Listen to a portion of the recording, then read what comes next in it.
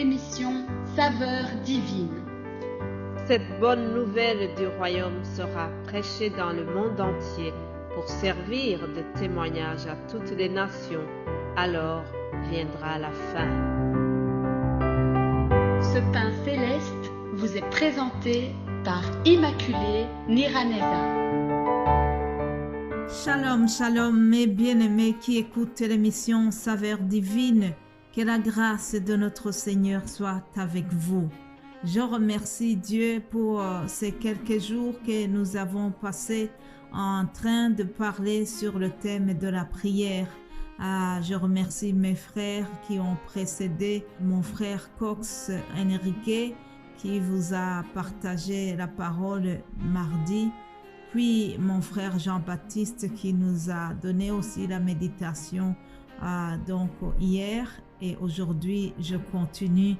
Alors nous sommes tous sur ce même thème de la prière et vraiment je rends grâce à Dieu pour cet esprit d'équipe qui nous anime.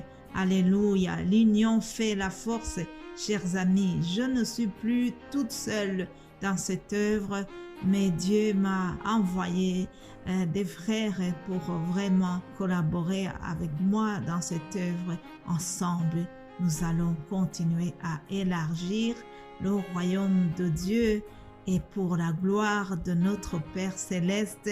Alléluia.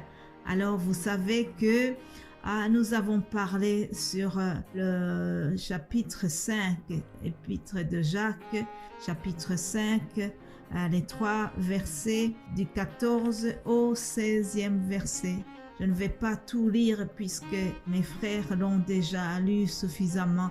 Permettez-moi de lire juste la dernière partie du verset 16 qui nous dit « La prière agissante du juste a une grande efficacité. » Retenez cela, la prière agissante du juste a une grande efficacité. Le thème de mon message aujourd'hui, c'est l'efficacité de la prière. Comment est-ce qu'une prière devient efficace? Chers amis, pour que notre prière soit efficace, il y a plusieurs éléments. Je ne vais pas les citer tous, mais je vous donnerai quelques-uns. Premièrement, nous devons avoir le besoin, sentir le besoin de prier, sentir la nécessité de la prière. Les disciples, ils ont senti vraiment ce besoin. Ils avaient remarqué qu'ils n'étaient pas bien outillés dans le domaine. Et alors, nous voyons qu'un jour, ils ont demandé au maître de leur enseigner comment prier. Nous trouvons cela dans Luc 11. Luc 11, au premier verset, il nous est écrit « Jésus priait un jour en un certain lieu. Lorsqu'il eut achevé, un de ses disciples lui dit « Seigneur, enseigne-nous à prier comme Jean l'a enseigné à ses disciples. » Vous voyez? Donc, on lui dit « Enseigne-nous à prier ». Ils avaient vraiment cette envie. Ils ont dit à Jésus de leur enseigner puisqu'ils avaient remarqué, ils se sont rendus compte qu'il faut apprendre à prier. On ne peut pas improviser, c'est quelque chose qui s'apprend. Au fur et à mesure que nous entendons les autres prier, au fur et à mesure que nous nous exerçons à prier, alors nous le savons, nous le faisons bien. Une prière, c'est quelque chose qui doit se faire parce que on en a le besoin. Ce n'est pas un acte religieux. Ce n'est pas quelque chose que tu fais par obligation. Tu ne vas pas jeûner seulement parce que les responsables dans l'église ont signalé qu'il y aura une semaine de jeûne et prière. Par contre, tu vas aussi le faire personnellement avant même que les responsables de l'église te le demandent. Un chrétien qui est vraiment mûr, qui a la maturité spirituelle, doit avoir au moins un jour de sa semaine où il décide de jeûner et prier. Voilà, chers amis, nous devons sentir ce besoin et nous rendre compte que c'est nécessaire. Voilà ce qui va rendre notre prière efficace. Deuxième élément, c'est que nous devons prier en esprit et en vérité. Alléluia. Dans une longue conversation que Jésus a eue avec la femme samaritaine que nous trouvons dans Jean 4, l'évangile selon Jean 4, vous trouverez cette conversation. Alors au verset 22 et à 23, nous voyons ce que Jésus dit à cette dame. Il lui a dit, « Vous adorez ce que vous ne connaissez pas. Nous adorons ce que nous connaissons, car le salut vient des Juifs. Mais l'heure vient et elle est déjà venue, où les vrais adorateurs adoreront le Père en esprit et en vérité, car ce sont là les adorateurs que le Père demande. » Alléluia. Notre Père Céleste veut que nous le prions, que nous l'adorons en esprit et en vérité. Jésus a dit à cette dame que l'heure est déjà venue où nous devons adorer en esprit. Parce que la dame pensait que pour adorer, que pour prier, pour être entendu, il fallait absolument être à Jérusalem. Aujourd'hui, il y en a qui pensent qu'il y a des lieux vraiment qui sont tellement saints qu'il faut absolument se rendre là-bas pour que Dieu nous entende. C'est faux, chers amis. Aujourd'hui, pour que Dieu nous attende, il faut seulement que notre cœur soit bien disposé, que notre cœur soit préparé.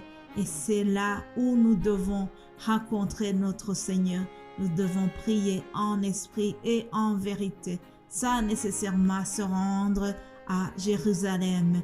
Ce qui compte, c'est que notre cœur soit vraiment préparé et que nous puissions demander à notre Père ce que nous voulons en ayant un esprit bien disposé, en étant préparé pour lui parler, en ayant retiré tout ce qui pourrait faire l'obstacle à notre prière. Frères et sœurs, notre Père Céleste cherche vraiment des vrais adorateurs, ceux qui le prient en ayant un cœur sincère.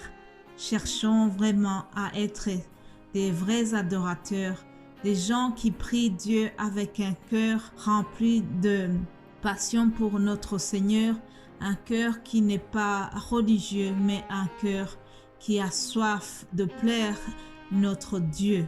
Un autre point, pour que notre prière soit efficace, elle doit être quelque chose de continu. Il doit y avoir une continuité.